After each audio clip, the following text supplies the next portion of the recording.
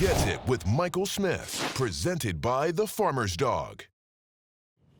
Tyson, when did you first start to believe that this was possible, that you could someday be an NFL quarterback and start for an NFL team? I think my senior year of high school, choosing to go to Shepherd University, the quarterback that was there had gotten a shot with the Redskins at the time. And, I thought at that time I was, as good as he was, when he got that opportunity. So I knew if I went to Shepherd, did what I was supposed to do, and worked as hard as I could, that would, at least be a possibility for my football future. Mm-hmm. What about as a young boy? When did that seed, when was that first planted in you that quarterback was what you wanted to be? Well, my dad forced me to be a quarterback when I was 6. There's probably a lot of dudes on the team probably that could have done it better than me at that time, but he was the head coach, so he threw me in there, and then I think I really fell in love with it. Not my 6-year-old year. I hated football that year, but I think when I came back as a 7-year-old, I really just honed in as a football player, and then really grew to love the quarterback position specifically once I won the job in high school my sophomore year. I'm curious, do you remember what it was about your 6-year-old self that hated football? Yeah, I was 6 years old, first year of football, contact football. I wasn't really into the whole contact gig yet. I was the first kid in my family, so I didn't have an older brother or sister beating up on me, so I wasn't used to it. Scared to use my pads and helmet and all that. But I think coming back my 7-year-old year, I wasn't afraid of, getting hit or being touched or anything like that, so it was a lot smoother process from then on. And what about quarterback made you fall in love with it? I always wanted to be a receiver when I was little. I think once I realized that I wasn't like a 4-4, 4-5 guy, that and I was good at quarterback, that I was like, man, this could be my opportunity, and I like the whole point guard mentality of, dishing the ball out to my guys, and I like having the ball in my hand, so I feel confident in myself to be able to make the decisions, and that was kind of what played into that. They say you gotta see it to believe it. Mm-hmm. You don't see many, if any, quarterbacks coming out of West Virginia. Mm-hmm. Why did you still hold on to that belief against all odds that you can make it here out of West Virginia? I always just kept like a realistic approach to it, where I knew that the odds weren't in my favor, but I knew that my mom was 5'11", so I was going to be at least 6'2". So I knew that. So I knew that I was going to have the body figure to play quarterback. So then it all just became what are my physical abilities? What can I do on the field, and what do I need to be able to do in order to make it to this next level? And I think I just took that mindset of like, from high school to college, working on throws that I need to be able to make it to college level, and then from college to the NFL, the pros, like just putting myself in those positions of, watching a lot of tape, seeing what these guys are doing, seeing what the concepts look like, and what I need to be able to do physically in order to put the whole picture together with the whole mental side of the game as well. And you were very deliberate, it sounds like. Like what allowed you to hold on to that belief, to keep the faith? I think just, the crazy belief that my family has in me, the amount, just the amazing support that they all gave me, the unrealistic belief that my father had in me, and just him just spewing that into me and my siblings day in and day out. And I think success is always helpful too. When you're successful at something, you tend to, that attracts you. So I've always been successful in football, I've always been able to win games. And I think playing for those good teams and coaches just, made my love for the game grow even more. So how did you envision your story unfolding? Oh, man. Not like this. I thought that, I don't know if I had any kind of realistic vision as to what it would be like. I always felt like I would eventually play in the game, which is, crazy to think about, just coming from, where I came from and everything. I always felt like I would play. I didn't think it would be early in my rookie season. I didn't think that chance would provide itself, but it did. And from then on, I've just been, super happy that I've just continued to stay as ready as I can be for the moments, because you never know when it's going to come. So yeah, you most definitely got it about the mud, as they say. Yeah. Tell me about Tyson Bagent's mud. What was your mud? Yeah, I mean, growing up, just lack of resources in life and football. I think, in life, and then go to Shepherd, and you have 2 trainers for all sports in the whole school. So There's not really a whole lot of treatment being done. We didn't have any cold tubs or anything like that. Me and my buddies had to. We built a dam in the local stream that went through the city just because it stayed cold year round. So we just used that as ice tubs. So just little things like that, and just really it forces you to find ways to make up for those lack of resources that the other kids in college do get. So it just causes for you to look yourself in the mirror and be, hey, how do I figure this out? How can I get this done? Despite the circumstances. So I really that was one thing I really appreciated playing at a lower level school. And I've seen you say that a few times, that you want to outwork everybody who maybe had more than you did. You mentioned using the stream as a cold tub. What else did you do? I trained with one of my buddies that grew up and got his kinesiology degree that doesn't have a facility yet. So, I was able to use that resource just because I didn't have access. There are no big training facilities, where I'm from. Treatment-wise, just, the trainers were usually swamped with work, so I would just, get their number and try to meet with them after hours just so I can get extra work done on my body. And then, as far as resources, I had never even seen an NFL football till my junior year of college.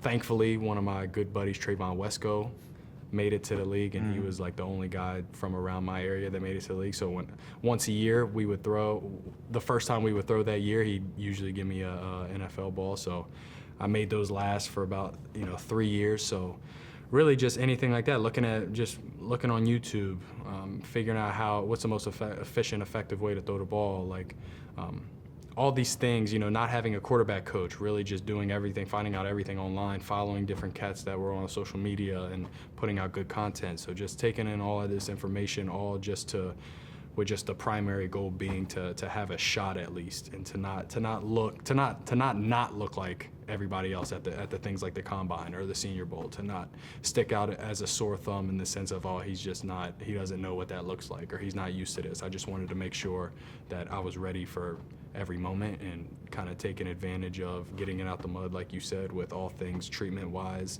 play style-wise, physical, mentally-wise, just all those things coming together. So you leave Martinsburg High School with back-to-back state championships, and you waited for an offer from the University of West Virginia that never came, right? What was that wait like for you?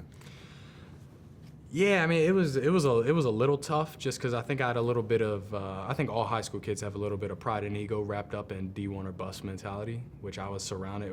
Martinsburg was a football school. That's kind of what we were known for. So when I saw other dudes on my team getting those opportunities, when I was obviously super happy for them, but also just kind of in the back of my head knowing, how much work I'm putting in and kind of, what I'm putting out on the field and what's on my tape. Yeah. It was kind of a waiting game, but also his son was Dana Holgerson, the coach at West Virginia. Yeah. His son was around my age and played quarterback as well. So kind of like I said, with how my dad threw me in at quarterback when I was 6 and maybe wasn't ready, I completely understood that whole dynamic of, he's got his son, and I was cool with it, at the end of the day, because also, I'm the oldest of 4. I love my family way more than I love West Virginia football. Yeah. So staying home and being able to hang out with them was, way higher on the list than getting that shot from W. Yeah. Having said that, though, do you carry a chip on your shoulder? And if so, how big is that chip, given that you didn't get more offers from bigger schools, or that you went undrafted after throwing more touchdown passes than anybody in NCAA history? I think that I would just, if I would have got offered by the University of Alabama, I think I would have had the same chip on my shoulder that I do now. The chip on my shoulder is just for life itself. I just want to extract the most out of life as I possibly can, and I feel like God has ordained my life in such a way that I'm supposed to be doing this. So that's enough of a chip on his shoulder itself to, I'm where I think I'm supposed to be. So I'm attacking every day, like I'll never get another chance again. So that's kind of been my mindset no matter where I'm at. Yeah. I will say the whole undrafted thing probably stung a little bit more than not getting offered by West Virginia. I feel like I had done and kind of shown that I did everything just as everybody else and was able to. And the only difference was I played more football in college. So I felt like I maybe should have gotten drafted, but that was also, I was the same day you don't get drafted is the same day you're in the NFL as well. So that was a quick turnaround, immediate happiness, and just a lot of joyful moments with my friends and family.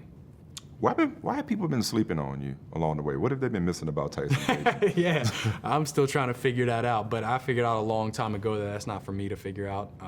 I just got to continue to just show up and put my best foot forward and try my very hardest, and I'm usually okay with however it turns out after that. Yeah. What does your story mean to the people and to the kids back in West Virginia?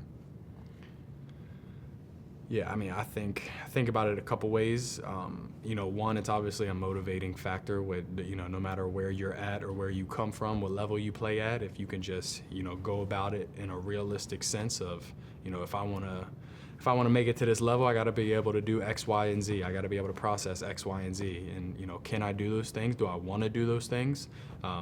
Because, you get to this level, it will highlight if you don't really love the game or not, because the amount of mental preparation and mental toughness that's, comes along with being in the NFL, you'll get kicked to the curb quick if you don't love the process and love going through the whole, week-to-week schedule. I don't even remember the question. That was just going. No, that was perfect. That was perfect. But what did you get at your time at Shepherd that you may not have gotten had you gone to a bigger school? I think kind of just like what I said before, like the have to look at yourself in the mirror and figure out how to get it when they can't provide it. Shepherd can't provide everything that, Power 5 schools can provide for you. So that just takes for you to be like, hey, how am I going to take care of my body after practice and after workouts? How am I going to handle my nutrition? How am I going to learn all these concepts and everything that Power 5 schools are doing? While also not having that. And so just doing that in my own time, I think it really prepared me for this level more than anything ever could have. Like, you can get used to the facilities quick, but you can't get used to having to do a lot of things yourself. Like, that takes a little bit more time to get used to, so very grateful for that. Yeah. All right, so cut to the Senior Bowl. Your offensive coordinator, Luke Getsy, had you at the Senior Bowl, so he learned a lot about you. What did you learn about yourself through the Senior Bowl experience? Yeah, I mean, the Senior Bowl was huge just in the sense of the only thing that a lot of people had to say about me was the level of play that I was playing against. He's good, but, he's playing against D2 competition. And, a lot of people were worried about that, so that was my chance to really get out there with the guys that I knew were going to get drafted, that I knew were going to have careers in the NFL, that I knew had the body type, size, speed, all the things that, were going to be happening at that next level. So being able to go there, have success, and be able to process everything both mentally and physically, I thought was the key to get drafted or have a chance in the NFL. Yeah. So cut to camp. What was the moment, if there was one, where you really felt like you belonged at the NFL level? I think I just kind of took it in baby steps. I would always kind of think like, I did the same thing going to college as I did with going to the pros. Like, you start to think, because you hear everybody talk about how amazing you have to be and how, it's so hard and, you're 1% of the 1%, all that thing. So I kind of just thought, I wonder if I'll complete a pass ever. I wonder if I'll be able to really just handle the process of getting the play, getting everybody to the line and running the play effectively. Then I wonder if I'll ever throw a touchdown. I wonder if I'll ever win a game. So it's just baby steps like that to where you do it and you're like, oh yeah, that felt like just any other regular time I was just throwing the football. You're just doing it at a different level with guys that, are physically more gifted and smarter than the rest. So just took it in baby steps, and every time I just played my game. Everything I was able to accomplish a little something more, I just, built off that. And then eventually you're like, oh, it's Wednesday, we're going out to practice. It's just another day, just like you was in college, just like you were in high school. So just grasping it mentally and just, once again, trying working very hard every day. And what was the key to you climbing the depth chart to get to a point where you were one play away? I think the biggest thing for me was just not thinking about the depth chart, just not even having a depth chart, just really just understanding, where I was in that very moment, what I needed to be able to do that day. And once again, I'm fourth on the depth chart when we're in that individual QB work. Like, I'm I'm getting a lot. I'm getting as much out of it as I possibly can. I'm making sure the coaches know that I'm listening to everything they're saying, drill-wise, footwork-wise, concept-wise, everything. Like, I'm locked in, and I'm trying my very best. Because then at the end of the day, if you end up being fourth and you get kicked to the curb, but you gave everything you had, I was going to sleep perfectly fine, all the rest of the nights of my life. It was just, so really it was just not worrying about the part that I couldn't control and just really just controlling the controllables at the end of the day. I love that phrase. I love that phrase. All right, so what's going through your mind the moment where Justin goes down and all of a sudden you're leading an NFL huddle? So, first it was like, damn, that looks nasty. Like, his thumb looks terrible. That sucks. And then it was like, okay, let's start getting warmed up. And then after that, it was conversations with Coach, just, him doing a great job communicating and me also communicating like, hey, you don't need to do a whole bunch of changing everything up. And then, conversations with Coach, him communicating with me things that he liked, that he wanted to get off the call sheet, me also communicating to him that, hey, you don't need to change everything up. I know the play sheet, that's what I've been working on all week, so let's run what you want to run and it'll get executed. So, and then, you're in there. So you got to just, at the end of the day, it's just tunnel vision. Like, get the play, get everybody to the line, look at what you're supposed to look at, play fast, play smooth, take care of the ball. And what were your emotions like going into and throughout your first NFL start against the Raiders?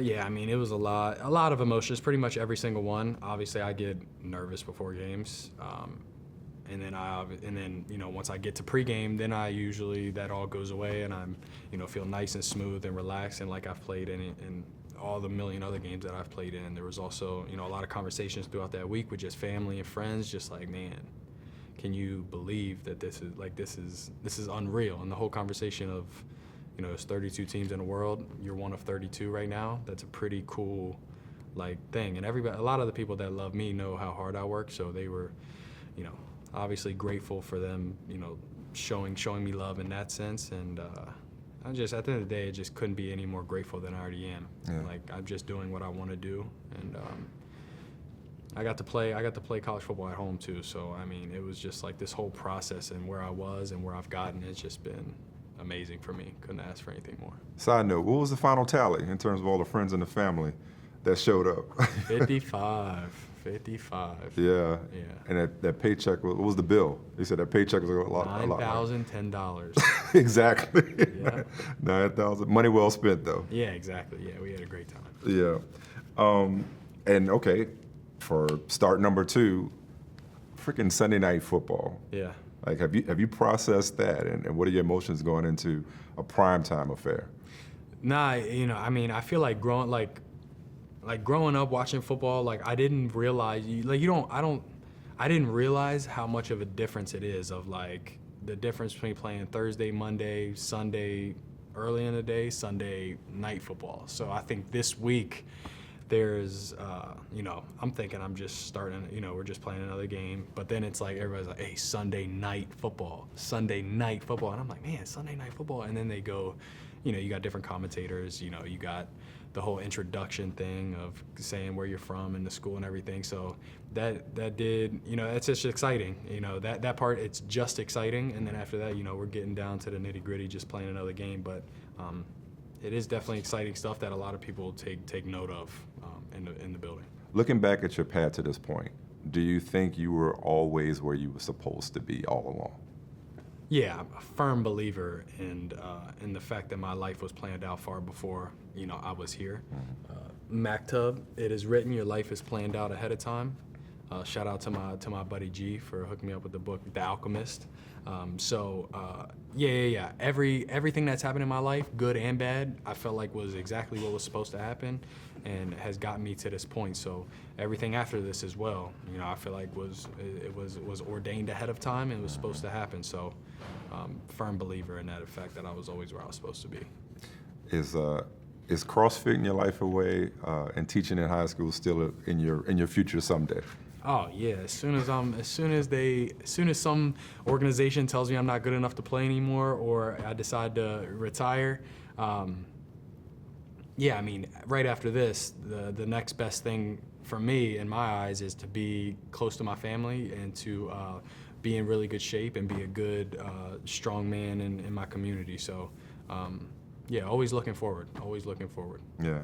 I'd be remiss before I let you go if I didn't ask you, besides your strong arm, what else did you get from your dad? Probably just an unrealistic confidence in myself. Just because every day he was like, no matter who it was, who we were going against, like it was always like, dude, he's like, man, he's not even close to it. He's not even close to you. He's not even. It's like if I'm 10 years old, we're watching a high school game, and you got dudes out there that are 17, seniors. Man, he's not even better than you right now. Like you're already ready for that right now. So I think just the unrealistic confidence in myself that he kind of used for his career was he definitely put that into me, my younger brother, and my two sisters. So definitely the confidence part. But how are y'all different though? He's a little bit more outspoken, robust in a social setting. I only get like that in the football, in the football world. Like I like to scream and shout during football. But other than that, that's kind of where I let it all out. Like so, outside of that, I'm just nice guy. What'd you get from your mom? I can't leave her out. Yeah, she's the part of me that's off the field. So right now you get my mom. On Sunday you get my dad. Well, I appreciate you giving us some time, man. Thank you so much. You. I know we got to let you go get back to your prep, but Yes, thank you, man. I appreciate Congratulations. it. Thank you. Get It with Michael Smith, presented by The Farmer's Dog. Hi, I'm Mike Tirico, and thanks for watching. Make sure to hit subscribe for the latest news and highlights from NBC Sports.